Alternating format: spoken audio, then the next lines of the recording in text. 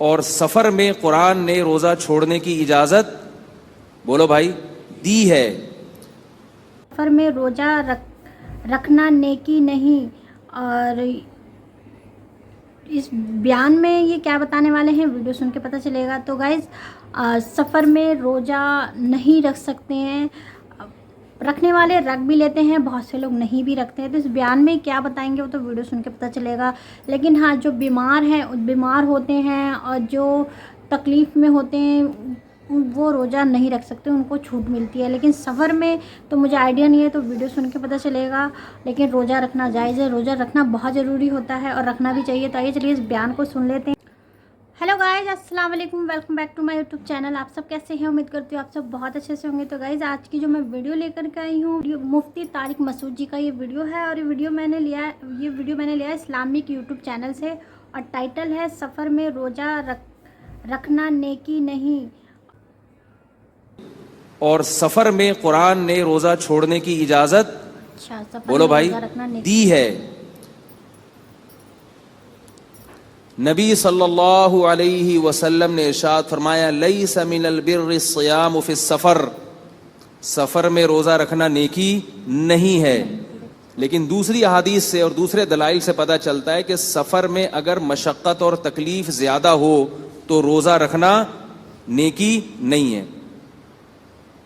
اجازت دی ہے سفر میں روزہ رکھنے کی, رکھ بھی سکتے ہو اور چھوڑ بھی سکتے ہو. رکھنا کب افضل ہے؟ جب زیادہ تکلیف نہ ہو تو رکھنا افضل ہے تاکہ رمضان کی فضیلت حاصل ہو جائے. اور اگر تکلیف زیادہ ہو رہی ہے تو چھوڑنا افضل ہے. لیکن اس تکلیف کا تعلق کس سے ہے؟ سفر سے. اب چونکہ سفر میں روزہ چھوڑنا جائز ہے چاہے تکلیف ہو یا نہ ہو, ہوائی جہاز کا بھی اگر سفر ہے تو آپ روزہ چھوڑ سکتے ہیں. حالانکہ غریب آدمی کے لیے اپنی جھونپڑی میں روزہ رکھنا مشکل اور ہوائی جہاز میں روزہ رکھنا آسان, مگر شریعت اسے کہہ رہی ہے کہ جھونپڑی میں روزہ رکھنا پڑے گا اور جہاز میں روزہ چھوڑنے کی تمہیں اجازت ہے.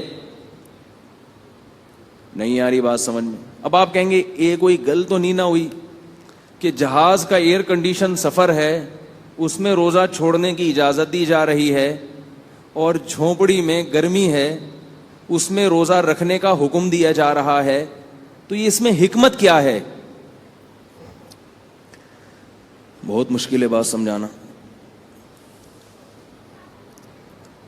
بھائی حکمت, پہلی بات تو یہ کہ اگر کسی حکم کی حکمت سمجھ میں نہ آئے تو اس کا یہ مطلب تو نہیں ہے کہ وہ شریعت کا حکم ہی نہیں ہے. نماز کی حکمت سمجھ میں آتی ہے.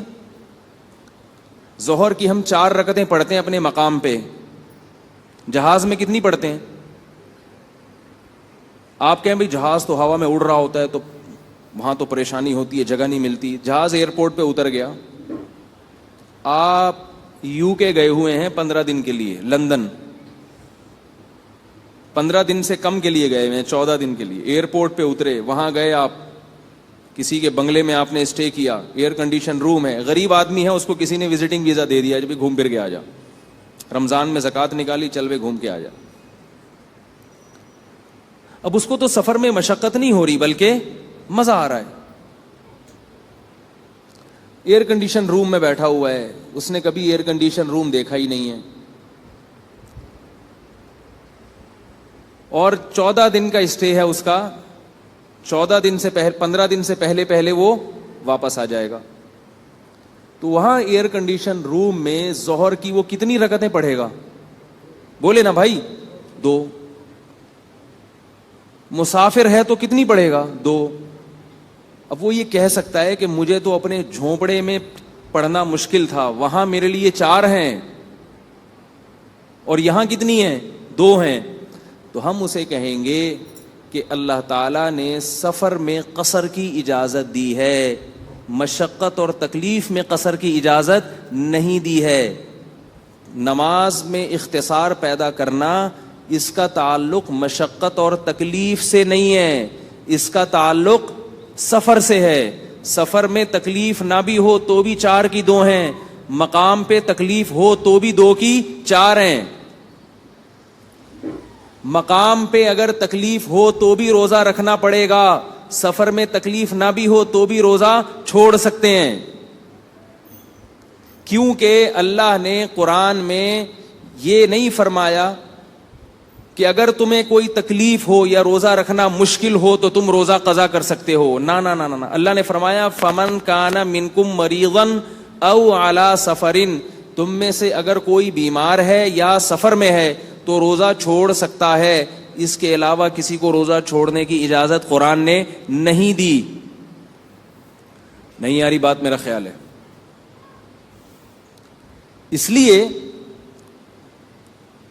وہ حدیث کا مطلب سمجھ میں آیا کہ نبی صلی اللہ علیہ وسلم نے کیوں صحابی کو حکم دیا. وہ سفر میں تھے اور سفر بھی جہاد کا سفر تھا. مقام پہ اجازت نہیں ہے آپ کو روزہ چھوڑنے کی، مقام پہ اجازت نہیں. اب اس حدیث سے اگر آپ استدلال کر کے کہتے ہیں کہ مقام پہ بھی مشقت کی وجہ سے روزہ چھوڑ سکتے ہیں، یونیورسٹی کے طالب علم کو امتحان دینا ہے، ایکچولی پیپر کی پریپریشن کرنی ہے اس نے، تو وہ معیار کیا ہے کہ کتنی مشقت ہوگی تو چھوڑ سکتے ہیں اور کتنی ہوگی تو نہیں چھوڑ سکتے. ایک آدمی کہتا ہے مجھ سے یونیورسٹی کے پیپر میں تیاری نہیں ہوتی اس لیے میں روزہ چھوڑ سکتا ہوں. دوسرا کہتا ہے رمضان میں مجھ سے گڑھا نہیں کھودا جا سکتا، میں مزدور ہوں اس لیے میں روزہ چھوڑ سکتا ہوں. تیسرا کہتا ہے رمضان میں مجھ سے بس کا سفر روزہ رکھ کے نہیں ہو سکتا، میرے پاس ٹیکسی کے پیسے نہیں ہیں، میں W11 میں نہیں جا سکتا لہذا میں روزہ چھوڑ سکتا ہوں. اب ہم غامدی صاحب سے پوچھیں گے کہ آپ بتائیے کوئی تھرمامیٹر کہ اس میں کس کی بات معتبر ہے، اور کوئی وہ کہیں گے یہ اللہ اور بندے کا معاملہ ہے. تو اللہ اور بندے کا جو معاملہ ہے اس میں بھی کرائٹیریا تو ہوگا نا، کوئی مفتی کے پاس کوئی معیار تو ہوگا کہ مفتی کہے کہ اتنا لیول مشقت کا ہے تو اللہ تمہیں معاف کر دے گا اور اس سے کم ہے تو معاف. تو پوچھنے والے کو ہم کیا بتائیں گے کہ کتنی مشقت کتنی پریشانی. اگر آپ کہیں کہ اتنی پریشانی ہو کہ امتحان میں اگر تیاری نہ کر سکا تو فیل ہونے کا خطرہ ہے، تو فیل ہونا یہ اس کی ہیڈک ہے.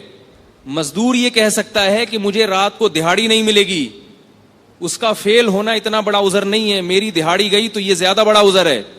تو آپ مزدوروں کو بھی اجازت دو گے روزہ چھوڑنے کی. پھر دوسرا کہہ سکتا ہے کہ میں ایئر کنڈیشن، میں بھوک پیاس کا عادی نہیں ہوں، میں W11 میں سفر بھوکا پیاسا ہو کے نہیں کر سکتا، میں آفس کی چھٹیاں کروں گا، مجھے جاب سے نکال دیا جائے گا لہذا یہ میرا عذر ہے، میں رمضان کا روزہ چھوڑ سکتا ہوں. تیسرا کہے گا کہ میں چونکہ ڈیفنس میں پیدا ہوا ہوں، میں روزہ رکھ کے ایئر کنڈیشن گاڑی میں بھی سفر نہیں کر سکتا، میرا دل ہی نہیں لگتا آفس میں. یہ سب چیزیں ہیں، لوگ کرتے ہیں یہ باتیں. مجھے ایئر کنڈیشن روم بھی دیا جائے، کرسی پہ لا کے بٹھا بھی دیا جائے، تو جب تک میرے منہ میں گٹکا نہیں ہوتا مجھ سے کام نہیں ہوتا. جب کام نہیں ہوگا تو ملک ترقی میں پیچھے رہ جائے گا، اور ملک ترقی میں پیچھے رہ جائے گا تو ایسے رمضان کا کیا فائدہ. اسلام تو آیا دنیا میں ترقی کے لیے. تو اس لیے یہ جو نئی نئی فلمیں مارکیٹ میں آ رہی ہیں ان سے اپنے آپ کو بچا کے رکھیں. مفتیان کرام سے مسئلہ پوچھا کریں جو مدارس میں باقاعدہ صدیوں سے یہ کام کرتے چلے آ رہے ہیں. اور علماء کے خلاف زبان درازی نہ کیا کریں. اس قدر علماء کے خلاف فیس بک پہ، واٹس ایپ پہ، سوشل میڈیا پہ لوگوں کی زبانیں چل رہی ہیں کہ مجھے یہ ڈر ہوتا ہے کہ یہ علماء کے خلاف بد زبانی کرنے والوں کا ایمان سلب نہ ہو جائے. اختلاف ڈاکٹروں کی تحقیقات سے بھی لوگوں کو ہوتا ہے، مگر ایسے بری فحش زبان استعمال نہیں کی جاتی ڈاکٹروں کے خلاف. سائنسدانوں سے بھی اختلاف ہوتا ہے لیکن اتنی بری زبان سائنسدانوں کے خلاف استعمال نہیں کی جاتی.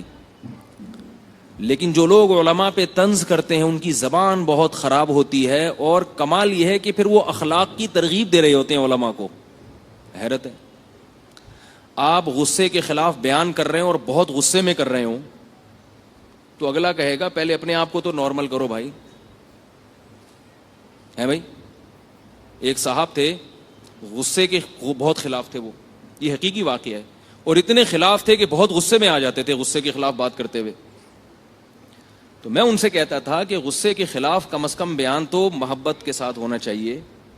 آپ غصے کے خلاف بات کرتے ہوئے اتنا غصہ کر رہے ہو, تو وہ جواب میں کہتے تھے غصہ ہے ہی اتنی بری چیز کہ مجھے اس پہ غصہ آتا ہے. تو میں نے کہا پھر جس کو کسی اور بات پہ غصہ آتا ہے اس کی نظر میں وہ چیز اتنی بری ہوتی ہے, اس لیے اس کو غصہ آ رہا ہے. تو ہمیں اخلاق سکھانے والے لوگ جب سکھاتے ہیں تو طنزیہ لب و لہجہ استعمال کرتے ہیں, طنزیہ لب و لہجہ. تو مجھے حیرانگی اس پر ہوتی ہے کہ اخلاق سکھانے والے کے اخلاق تو کم از کم اچھے ہونے چاہیے نا. اور کسی بیان کا دلیل سے جواب نہیں آتا. ابھی جیسے میں نے یہ بیان کیا نا, اب دیکھنا اس پہ کیا تبصرے آئیں گے لوگوں کو. دلیل سے جواب نہیں دیں گے, اوٹ پٹانگ ادھر ادھر کی ماریں گے. میں نے پچھلے درس میں بات کی تھی نا کہ تراویح, بعض لوگوں نے تراویح کے وجود کا انکار کر دیا. تو میں نے ایک مثال دی تھی کہ وہ بھٹو والی مثال کے ضیاء نے کہا اتنے سارے لوگوں کو مارنے سے بہتر ہے ایک کو مار دو. اب وہ صحیح کیا غلط کیا میں اس پہ تبصرہ نہیں کرتا, میں سیاسی آدمی نہیں ہوں, لیکن اس کی سوچ یہ تھی. تو میں نے کہا کہ جو کہہ رہے ہیں نا کہ تراویح سرے سے اسلام میں ہے ہی نہیں, اور ساری دنیا کے علماء فقہا صدیوں سے لکھتے آئے ہیں کہ تراویح ہے, تو ساری دنیا کے علماء اور صلحاء کو غلط کہنے کے بجائے جو ایک آدمی ہے اس کو غلط کہہ دو, اس کو اس فہرست سے نکال دو. طارق مسعود جی بہت بڑے مفتی بھی ہیں, اور کسی چیز کی جانکاری نہ ہو, لیکن صحیح بات ہے انہوں نے یہ صحیح بولا کہ رمضان میں سفر کے دوران روزے چھوڑ سکتے ہیں, اس کی چھوٹ دی گئی ہے, لیکن اگر آپ رکھنا چاہیں تو رکھ بھی سکتے ہیں. اور جو بیمار ہیں ان کے لیے بھی چھوٹ دی گئی ہے رمضان کے مہینے میں روزے چھوڑنے کی. تو گائز واقعی میں کچھ نہ کچھ تو سمجھ میں آتا ہے, ان کی باتیں بہت اچھی طریقے سے سمجھاتے ہیں. اگر آپ کو ویڈیو پسند آئی ہو تو پلیز چینل کو سبسکرائب کر لیجیے گا, لائک کمنٹ شیئر ضرور کیجیے گا. ملتی ہیں اگلی ویڈیو میں, تب تک کے لیے اللہ حافظ.